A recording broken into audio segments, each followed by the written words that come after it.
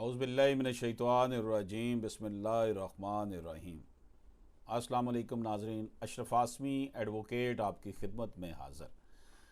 नाज़रीन कराम, लाखों करोड़ों दरूद नबी पाक सल्लल्लाहु अलैहि वसल्लम की ज़ाते बाबरकात पर। नबी पाक सल्लल्लाहु अलैहि वसल्लम ने हमें खालिस तौहीद से आशनाई करवाई। नाज़रीन कराम, अगर हम चाहते हैं कि हमारे साथ भला हो, अच्छाई हो, तो हमें फिर दूसरों के साथ भी अच्छाई वाला रवैया अख्तियार रखना चाहिए। आज हम बड़ी एक important judgement supreme court of Pakistan की पेश कर रहे हैं। लैंडमार्क जजमेंट है वो 2017 SCMR 1110। इसमें जस्टिस एजाज अफजल खान और जस्टिस दोस्त मोहम्मद खान ने एक लैंडमार्क फैसला दिया। उन्होंने कहा कि हिबा के कानून में असल में 3 लाजमी शराइत हैं। अगर इनमें से कोई एक भी शर्त पूरी ना की गई हो तो हिबा की कानूनी हैसियत नहीं होगी। वो 3 शराइत कौन सी हैं? नाज़रीन कराम, हिबा देने वाले की तरफ से जो कि बालग आकल हो, वो जायदाद का मालिक हो और हिबा करने की पेशकश का खुला इजहार करे। ये नहीं है कि हिबा करने वाला आकल बालिग ना हो, माइनर नहीं कर सकता हिबा, और वो खुला इजहार करे। ये नहीं है कि खामोशी से करे, किसी को छुप छुपा के करे। दूसरा जनाब, हिबा जिसको किया जा रहा है, डोनी जो है, वो अजहार कबूलियत करे इसकी, और जो हिबा करने वाला है वो अपनी जायदाद की, प्रॉपर्टी की डिलीवरी उस शख्स को कर दे जिसको वो हिबा कर रहा है। यानी कि ऑफ़र, एक्सेप्टेंस और डिलीवरी ऑफ पोजेशन। जिसने हिबा किया है वो ऑफ़र करे, जिसने कबूल करना है वो कबूल करे और उसको प्रॉपर्टी उसके हवाले कर दी जाए। ये हिबा के 3 इंपॉर्टेंट एलिमेंट हैं।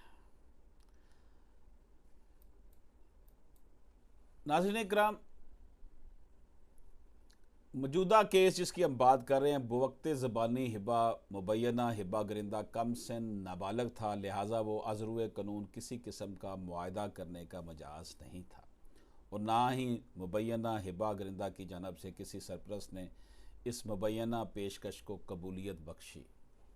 मज़ीद ये कि जिस वक़्त जिस दिन काफ़ी अरसा कबल मुबैना हिबा का ऐलान किया गया, अराज़ी जो सूट प्रॉपर्टी का कब्ज़ा भी जिसको हिबा किया गया नहीं दिलवाया गया। गोया कि एक तो वो माइनर था, उसकी तरफ से किसी ने उसे, उसके सरपरस्त ने कबूल नहीं की उसकी तरफ से, और ना ही उसको कब्ज़ा दिलवाया गया।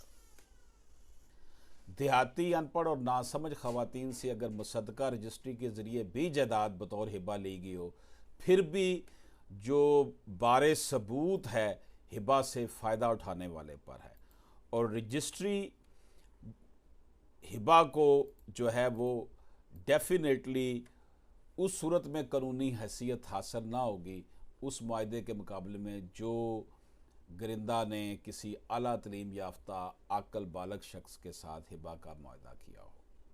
पर्दा नशीन देहाती खातून के साथ इस किस्म का मुआहदा करने से शफाफियत और मुकम्मल एहतियात बरतने को लाजमी करार दिया गया है।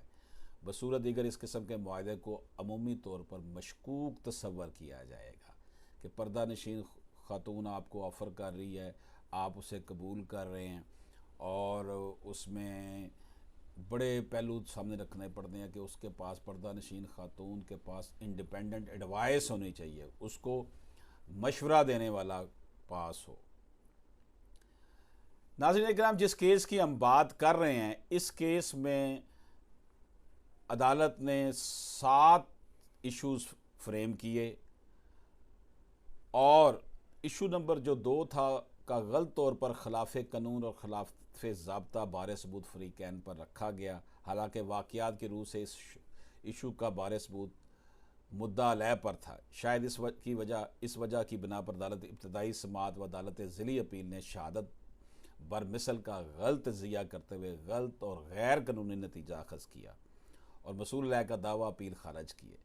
मसूल अलैह ने निगरानी दीवानी हाई कोर्ट में दायर की, जो कि फाजल जज साहब ने दोनों अदालतों के अहकाम और डिग्री को मुस्तरद करते हुए मसूल अलैह की जो है वो मंजूर की और दावा जो था उसकी डिग्री जारी कर दी। अपील कुनिंदा ने बराह रास्त सुप्रीम कोर्ट ऑफ पाकिस्तान में अपील दायर कर दी। इस मुकदमे में वाक़यात कुछ इस तरह के हैं कि जिससे फ़रीक़ैन को इनकार नहीं, जैसा कि मसूल अलैह की अराज़ी में मतलूबा मलकियत से इनकार नहीं किया गया, और ये कि हिबा गरिंदा और हिबा दहिंदा दोनों आपस में बहन भाई हैं, यानी कि हिबा देने वाला और हिबा लेने वाला, देने वाली बहन लेने वाला भाई। इस अमर से कोई भी इनकार नहीं करता कि अपील कुनिंदा बवक्त मुबैना हिबा कम सिन व नाबालग था। अगरचे मसूल अलैह की वालदा मरहुमा ने भी अपील कुनिंदा के हक़ में इसी रोज़ अपने हिस्सा की मलकियत को हिबा किया था, ताहम यहाँ जो है ये अमर अयां के इस वक्त अपील कुनिंदा की वालदा मरहुमा को कानूनी हैसियत मसूल अलैह के हू बहू थी, क्योंकि वो हिबा दहिंदा थी, लिहाजा वो किसी सूरत में भी बेअक्त वक्त कानूनी वली या सरपरस्त की हैसियत से आ रही थी। यानी कि ख़त औरत ने अपने माँ ने अपने बेटे को हिबा कर दिया, बेटा माइनर था, और साथ ही अब वो यहाँ तो एक तरफ से हिबा दे रही है, खुद सरपरस्त तो नहीं ना, फिर उसी ट्रांजैक्शन की बन सकती है।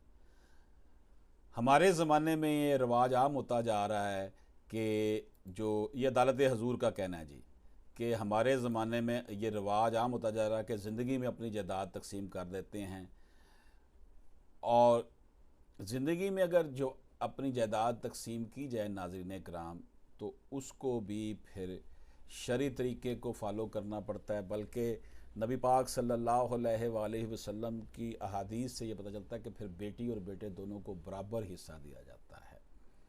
इसलिए इस हवाले से जो है, जो मैंने आपको बताया कि नबी पाक सल्लल्लाहु नुमान बिन बशीर रज़ी अल्लाह तआला के वालिद बशीर ने जब अपने एक लड़के को ग़ुलाम देकर नबी पाक सल्लल्लाहु अलैहि वसल्लम को गवाह बनाना चाहा, तो आप सल्लल्लाहु अलैहि वसल्लम ने दरियाफ़्त में, यानी इस तरह बाकी औलाद को भी अतिया दिया।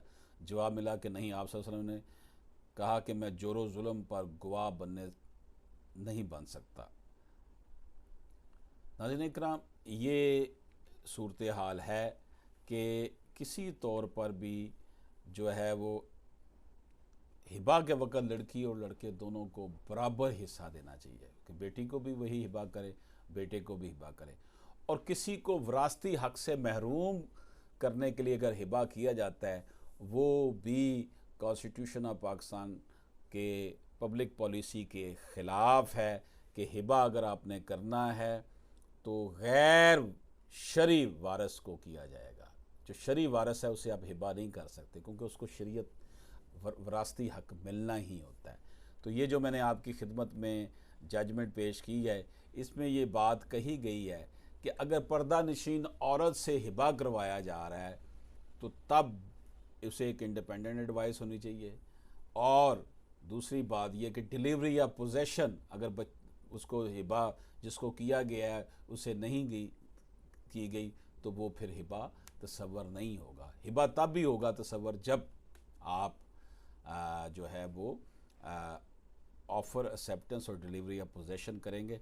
लेकिन अगर हिबा करते वक्त आप शरई वारसान को कर रहे हैं किसी जो है वो अपने उनके विरासत के हकूक़ से, मतलब बेटे को दे रहे हैं और बेटी को नहीं दे रहे, तो ये हिबा चैलेंज हो जाएगा और इसे कैंसिल किया जा सकता है। नबी पाक सल्लल्लाहु अलैहि वसल्लम की अहादीस से सूरह निसा में अल्लाह पाक ने खोल खोल कर बयान किया है कि किसको किस तरह हिस्सा मिलना है। ये अल्लाह पाक की हदूद हैं कि किसी की विरासत से उसे महरूम ना किया जाए, इसकी बख्शिश नहीं है। यानी जो किसी बेटी या बेटे को विरासत से महरूम करता है उसको जो है वो उसकी बख्शिश नहीं होनी, उसने हमेशा जहन्नम में रहना है। अशरफ आसमी एडवोकेट को इजाज़त दीजिए। अल्लाह हाफ़िज़।